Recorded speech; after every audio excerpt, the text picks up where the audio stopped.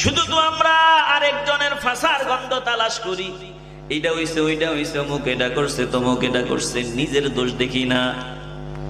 জুমার দিন মসজিদের ভিতরে মুসল্লি ভরপুর হয়ে যায়, ফজরের নামাজের সময় ইমাম আর মুয়াজ্জিন ছাড়া আর কোনো মুসল্লি নাই রে বাবা। কেন? আমি না মুসলমান, আমি মুসলমান, 5 ওয়াক্ত নামাজ আমার আল্লাহ ফরজ করেছেন, মসজিদে গিয়ে আমি জামাতের সাথে নামাজ আদায় করব। এখন আমি নামাজ পড়বো, আমার সন্তানরে নামাজ পড়াবো। এই যে ওয়াজ করার জন্য একটা যোগ্যতার দরকার, ন্যূনতম যোগ্যতার দরকার। আমি যে আপনাদের সামনে বসিয়া কোরআন হাতে নিয়ে বয়ান শোনাইতেছি, ন্যূনতম যোগ্যতা যদি না থাকে বয়ান করা যায় না, কোরআন হাতে নিয়ে কথা বলা যায় না। বলে তুমি বয়ান করবা, আগে যোগ্যতা অর্জন করো। এখন আমি যে আপনাদের বয়ান শোনাইতেছি, আমার সামনে যদি সিগারেটের প্যাকেট নিয়ে আমি বসতাম, যদি ক্লিন শেভ করা হতো, মাথায় টুপি না থাকতো, লম্বা জামা না থাকতো, কোরআন তেলাওয়াত যদি আমি না পারতাম, বলেন আপনারা কি আমার বয়ান শুনতেন? না না না, আগে বয়ান করার যোগ্যতা অর্জন কর। নামাজ পড়াইবা, হ্যাঁ নামাজ পড়বো, আগে নামাজ পড়ানোর যোগ্যতা অর্জন করো। বলে আগে নিজে ঠিক হও। আমি যদি নিজে বিড়ি টানি, আরেকজন রে কেমনে নিষেধ করবো বিড়ি টানবি না? আমি যদি নিজেই ক্লিন শেভ করি, আরেকজন রে কেমনে বলবো বাবা দাড়ি রাখো, দাড়ি রাখা বড় সওয়াবের কাজ? আমি যদি নিজেই দাঁড়ায়া প্রস্রাব করি, আরেকজন রে কেমনে বলবো যে দাঁড়ায়া প্রস্রাব করবা না? আমি যদি নিজেই কথা বলার আগে গালি দেই, আরেকজন রে কেমনে বলবো গালি দেওয়া হারাম, ফাঁসে কি গালি দিবা না? কপাল এমনি এমনি পড়ে নাই। ছেলেদের হাতে, সন্তানদের হাতে মাইর খান, এমনি এমনি খান না, এটা নিজেরও কিছু দোষ আছে। কথা কয় না? একটু জবান খুলে বলেন, আছে না নাই? আরে তোমার সন্তান তোমারে গালি দিলে তোমার কষ্ট লাগে, আমি জানতে চাই কে তোমার সন্তানরে গালি শিখাইলো? এই যে তোমরা দুইজন বাসার ভিতরে ঝগড়া করলা, তোমার বিবিরে তুমি গালি দিলা, তোমার বউরে গালি দিলা, এক এক গালি কয়েক মন ওজনের।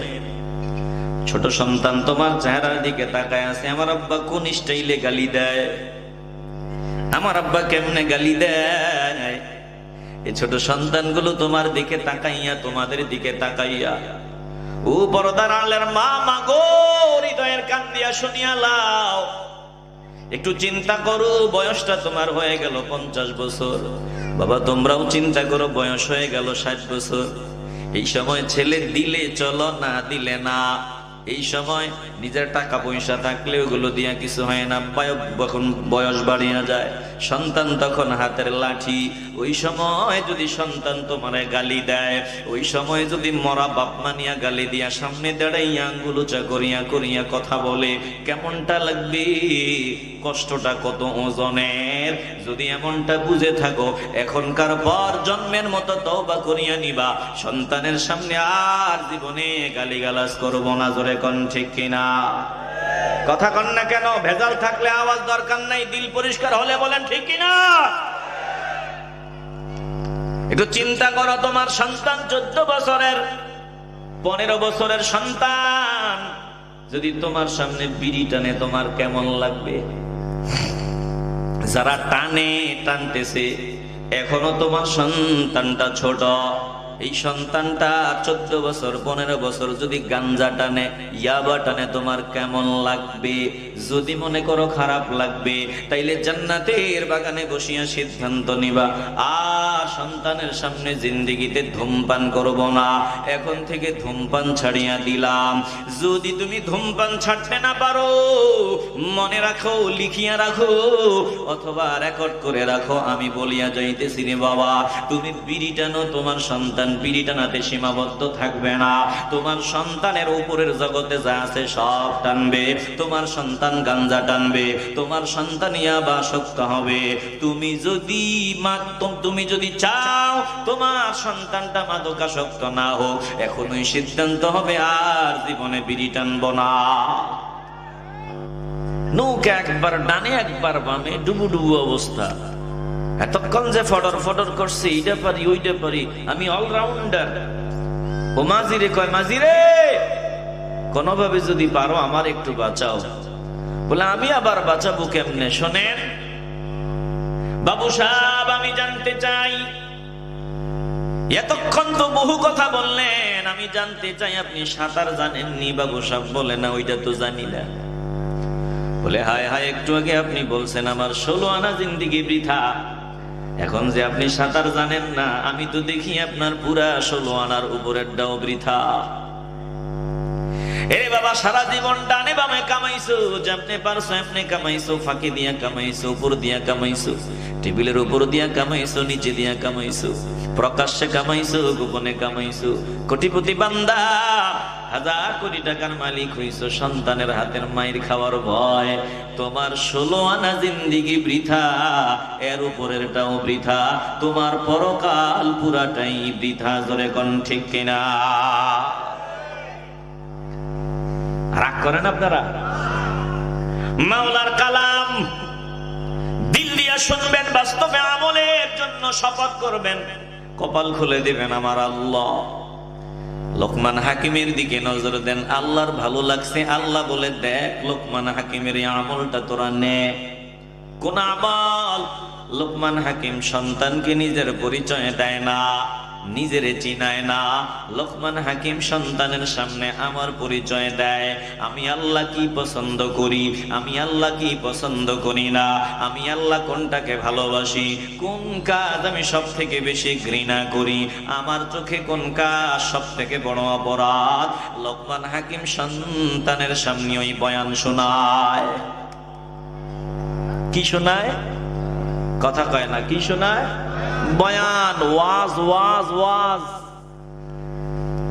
এই যে কোরআনের আয়াত বানায়া বলছি না, وَإِذْ قَالَ لُقْمَانُ لِابْنِهِ وَهُوَ يَعِظُهُ يَا بُنَيَّ لَا تُشْرِكْ بِاللَّهِ إِنَّ الشِّرْكَ لَظُلْمٌ عَظِيمٌ।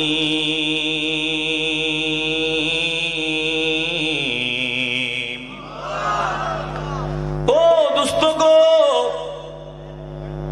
আপনি স্মরণ করুন, আপনি শোনায় দেন, যখন লোকমান তার সন্তানের সামনে ওয়াজ করলেন, সন্তানকে ডেকে বললেন ওয়াহুয়া ইয়াইজুহু, ওয়াজ করতে গিয়া সন্তানকে আমার পরিচয় দিতে গিয়া সন্তানকে যখন ওয়াজ করলেন, ইয়াইজুহু সন্তানের সামনে তিনি বয়ান করলেন, ওয়াজ করলেন।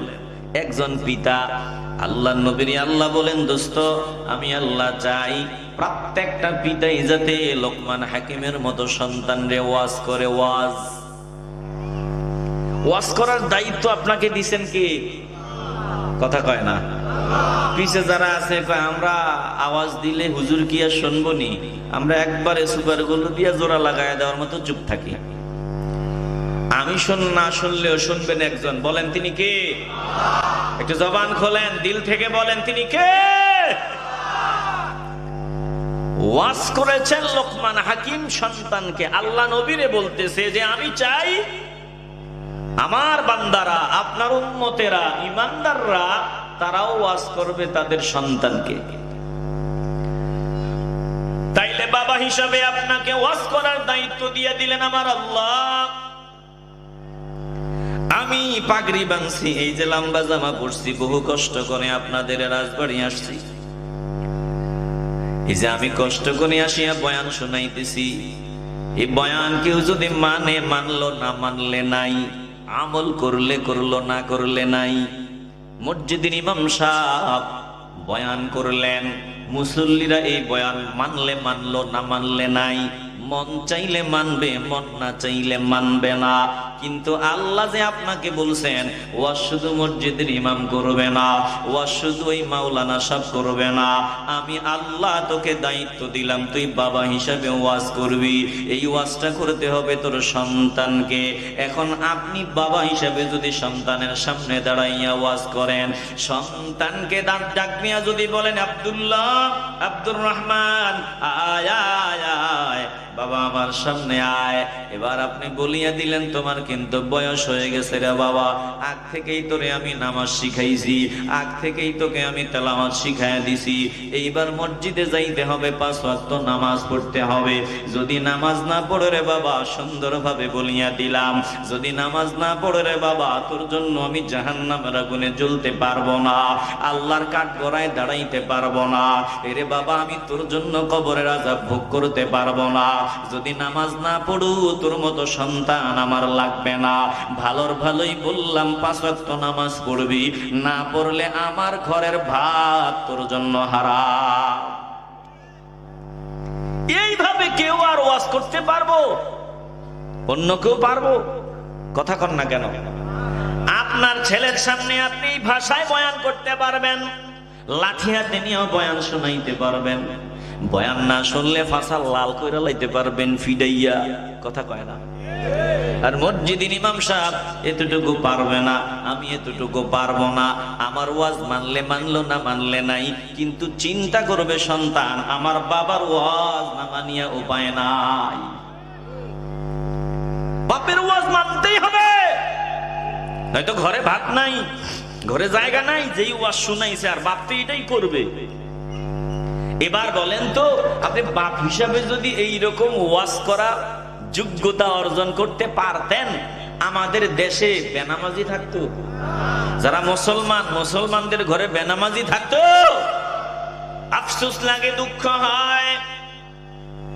শুধু তো আমরা আরেকজনের ফাঁসার গন্ধ তালাশ করি, এইটা হইছে, ওইটা হইছে, অমুক এটা করছে, তমুক এটা করছে, নিজের দোষ দেখি না। জুমার দিন মসজিদের ভিতরে মুসল্লি ভরপুর হয়ে যায়, ফজরের নামাজের সময় ইমাম আর মুয়াজ্জিন ছাড়া আর কোনো মুসল্লি নাই রে বাবা। কেন? আমি না মুসলমান, আমি মুসলমান, 5 ওয়াক্ত নামাজ আমার আল্লাহ ফরজ করেছেন, মসজিদে গিয়ে আমি জামাতের সাথে নামাজ আদায় করব। এখন আমি নামাজ পড়বো, আমার সন্তানরে নামাজ পড়াবো, এই যে ওয়াজ করার জন্য একটা যোগ্যতার দরকার, ন্যূনতম যোগ্যতার দরকার।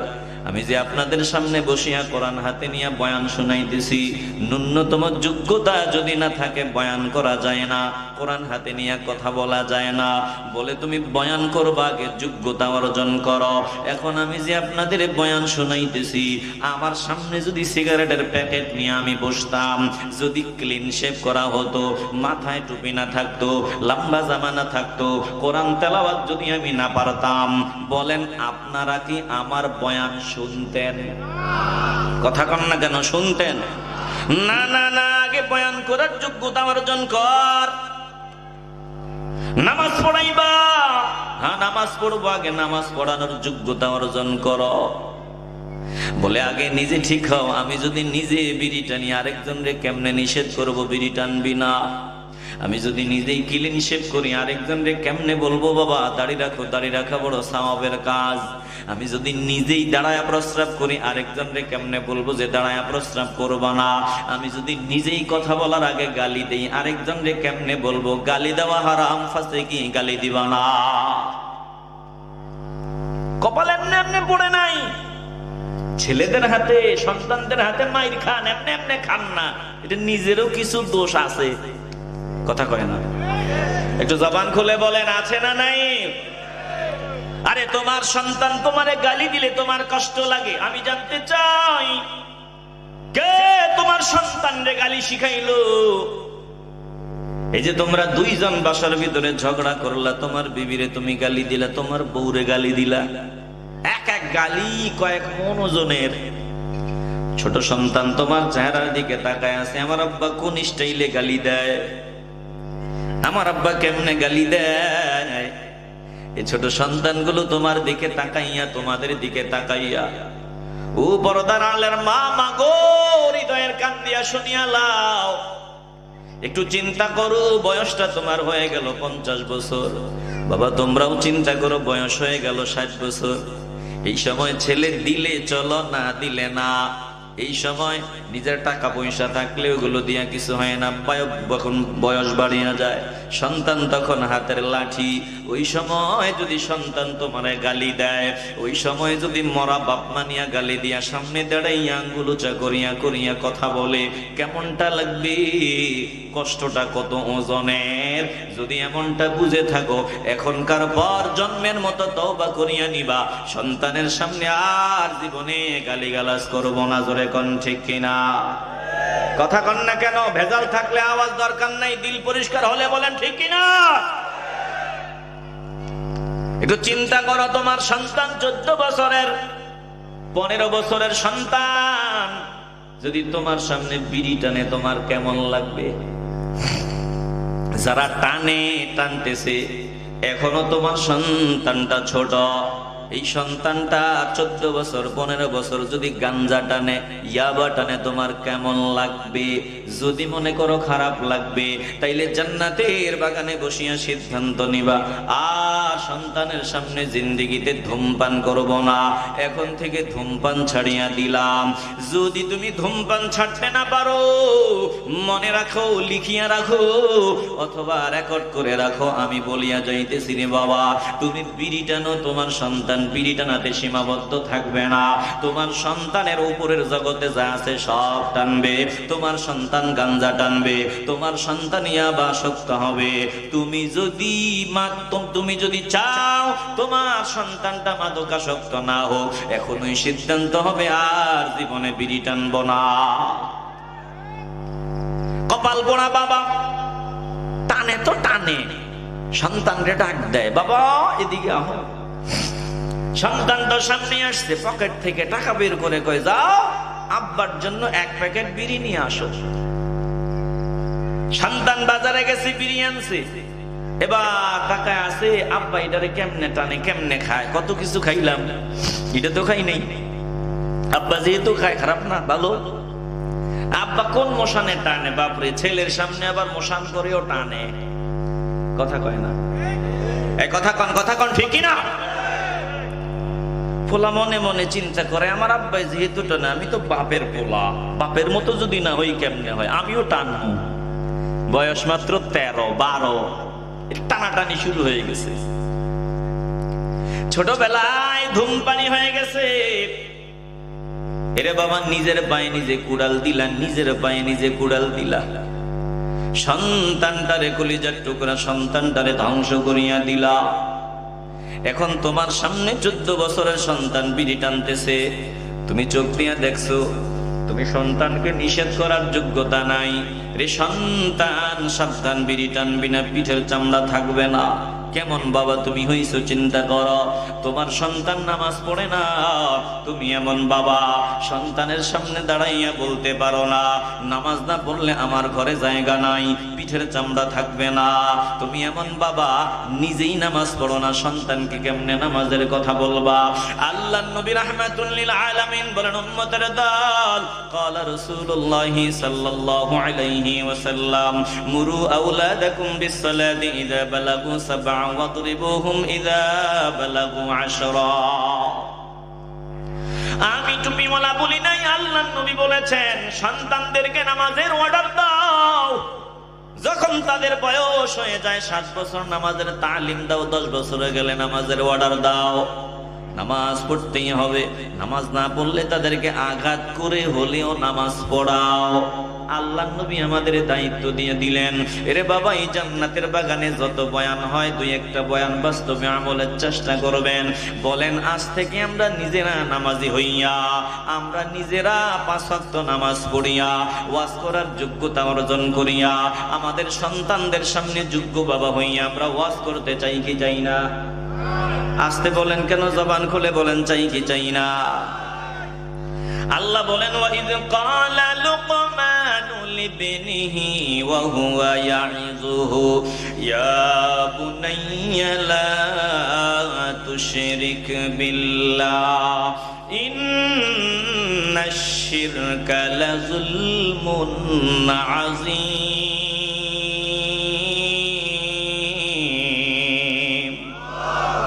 আপনাদের কি মনোযোগ আছে? ওয়াজ কি আগামো না বন্ধ করবো? কিছু সময় কেউ আসসালামু, আপনারা বলেন কয় মিনিট থাকবেন? কয় মিনিট?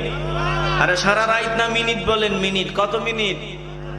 হ্যাঁ, এই যে দেখছেন আমগো ছাত্র করে আমরা মাঝে মধ্যে জিগাই, তুই যে অন্যায়টা করছস এমন ক, এ অন্যায়ের জন্য কি করা দরকার? হুজুর অন্যায়ের জন্য কি করবেন? কেউ কয় দুইটা দেন, কেউ কয় একটা দেন। আবার বুদ্ধিমান কয় যে একটু বুদ্ধিমান কয় হুজুর আমনের মর্জি, দিলেও পারেন মাফ করলেও পারেন। কথা কয় না? এই একজন বুদ্ধিমান পাইছি বলে হুজুর আমনের যতক্ষণ মন চায়। সারা রাত, এটা তো অতিরিক্ত ভালোবাসা। সারা রাত বয়ান করতে করতে লাশ হয়ে যাইবেন, সকালবেলা আমগো রাজবাড়ি দাফন কাফন সেরেলাম নাকি? কথা কয় না? 11টা পর্যন্ত আমি টানা আপনাদের কিছু কথা শোনাবো, আপনারা বিরক্ত হবেন না তো? হয়তো 2-4-5 মিনিট 10 মিনিট আগাইতে পারে। হুজুর চলে আসলে, হুজুর হয়তো চলে আসছে, তিনি আসলেই আমি বন্ধ। আল্লাহ আপনাদের এই মহব্বতকে কবুল করেন। জবান খুলে বলেন না আমিন। বলেন মহব্বতের দাম আসেনি? কথা কয় না? আসেনি? মহব্বত ছাড়া ইবাদতের 4 আনা পয়সার কোনো দাম নাই। কেউ কেউ তো তুচ্ছ তাচ্ছিল্য করে কয় আরে কি মহব্বত, মহব্বতের কোনো দাম নাই। আমরা বলি যারা এ কথা বলে তারা ইসলামই বুঝে না। কথা কন ঠিক কিনা? আমরা এমন কথা বলি না যে মহব্বত করো ইবাদত কইরো না, এমনটা বলি না। আমরা বলি আগে মহব্বত নিয়া ইবাদত করো, ওটাই কবুল। হাজারো ইবাদত দিলে মহব্বত নাই, কবুল হবে না। কথা কয় না? এ বাবা সামান্য সময় একটু দিলটা লাগায়া দাও, আল্লাহর কালামের দিকে দিলটা লাগায়া দাও। আল্লাহ বলেন দোস্ত, লোকমান তার সন্তানকে উপদেশ দিতে গিয়ে, ওয়াজ শোনাইতে গিয়ে বলেছে আমি মাওলার পরিচয় দিয়েছে, আমি আল্লাহ কি পছন্দ করি না ওটা বলে দিছে, আমার কাছে ভালো লাগছে। আমি চাই আপনি আপনার উম্মতদের, আমার বান্দাদের জানাইয়া দেন। এই হুবহু কথাটা বলে দেন। কি বলেছে? ইয়া বুনাইয়া লা তুশরিক বিল্লাহ। ও কলিজার টুকরা সন্তান, আমরা এমনি এমনি হই না, আমাদেরকে বানানো হয়েছে, আল্লাহ আমাদের বানাইছে। এখন আল্লাহ কি পছন্দ করে না শুনিয়া ল। আল্লাহ বলছেন লা তুশরিক বিল্লাহ, আমার আল্লাহর সাথে শরীক সাব্যস্ত করা যাবে না, অংশীদার বানানো যাবে না, শিরিক করা যাবে না। জানুনির সন্তান, ইন্নাশ শিরকা লাযুলমুন আযীম।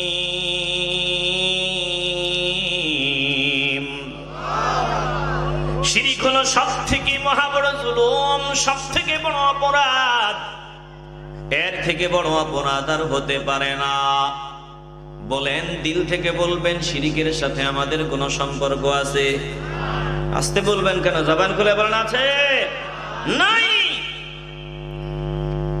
শিরিকের সাথে বিন্দু মাত্র আমাদের সম্পর্ক থাকতে পারে না।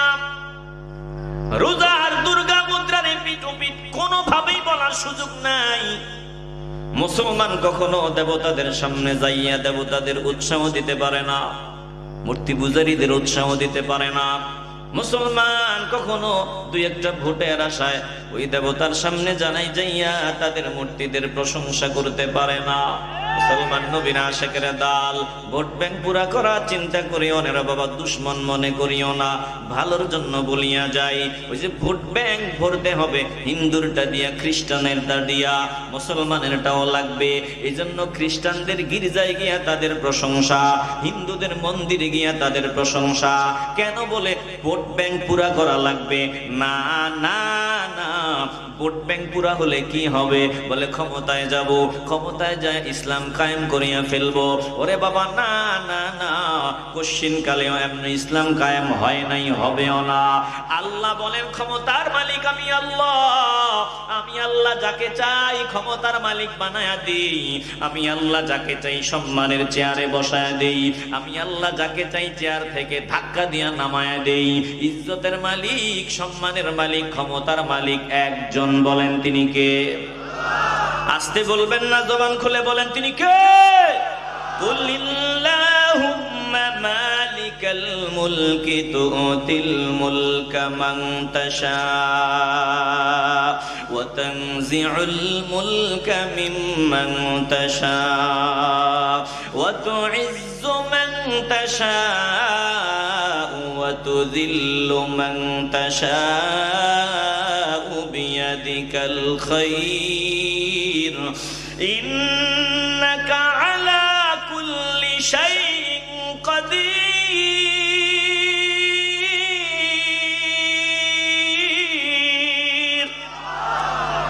এ মুসলমান ইমানদার, কলিজা থেকে বলবেন সব ক্ষমতার মালিককে। আল্লাহ বলেন দোস্ত আপনি এমনি বলেন কুলিল্লাহুম্মা মালিকাল মুলক, আয় আল্লাহ হে আমার রব আপনি সবকিছুর মালিক, ক্ষমতার মালিক। তুতিল মুলকা মান তাশা, আপনি যাকে চান রাজত্ব দান করেন। ওয়া তানজিউল মুলকা মিম্মান তাশা, যার থেকে ইচ্ছা করেন রাজত্ব কাড়িয়ে নেন। ওয়া তুইজ্জু মান তাশা, যাকে চান আপনি ইজ্জত মর্যাদা দান করেন। ওয়া তুযিল্লু মান তাশা, যাকে চান আপনি বেইজ্জতি করেন। বিয়াদিকাল খায়র, সব আপনার হাতে। ইন্নাকা আলা কুল্লি শাইইন কাদির, সব কিছুর উপর সর্বশক্তিমান একজন, বলেন তিনি কে? কপাল পোড়া এখন স্কুলের বিরুদ্ধেও বলতে পারে না, ভোটের ব্যাংক পুরা করা লাগবে। মন্দিরে গিয়া মূর্তির সামনে দাঁড়াইয়া প্রশংসা করো বাবা, ভোট ব্যাংক পুরা করা লাগবে। খ্রিস্টানদের সামনে গিয়া তাদের প্রশংসা, ভোট ব্যাংক পুরা করা লাগবে। না না না, ইমানটা মজবুত করো, ক্ষমতা চাই তুই তোর মনের কথাটা বল। এই যে রোজার দুর্গা একই জিনিস বলছে, মুদ্রার এপিট ওপিট বলছে, তুই খুশি নি? হিন্দু বলে জিন্দেগি নিয়েও খুশি না। শুধু আমি একটা হিন্দু না, আমাদের হিন্দু জাত যারা আছে কেউ খুশি না। কেন খুশি না? বলে আমরা দুর্গাকে রোজার চাইতে বড় মনে করি। এবার আমিও বললাম ভাই আমিও আমার মনের কথাটা কই। বলে হ্যাঁ বলেন। আমি বললাম ভাই আমরা মনে করি তোদের দুর্গা এগুলো ভুয়া, এগুলোর কোনো ভ্যালু নাই। আর রোজাটা এটাই মূলত ইবাদত, এটা মাওলার পছন্দের। এবার ও হাসে আমিও হাসি। বলে এবার আমি বললাম রে ভাই এই যে আমাদের বিশ্বাসের জায়গা আলাদা, কিন্তু তোকে যদি এখন কেউ অত্যাচার করে, তুই যদি মাজলুম হস, আরে জুলুমকারী যদি আমার বাবা হয়, আমার ধর্ম আমাকে শিক্ষা দিয়েছে বাবার বিরুদ্ধে দাঁড়ায়া যাও, ওই মাজলুমের পক্ষে দাঁড়ায়া যাও। বলে হ্যাঁ ঠিক আছে হুজুর। বলে ধর্মীয় বিশ্বাস আলাদা রাখিও, 16 আনা মানবতা রক্ষা করে চলা যায়। জোরে কোন ঠিক কিনা? আসতে বলবেন না, জবান খুলে বলে ঠিক কিনা?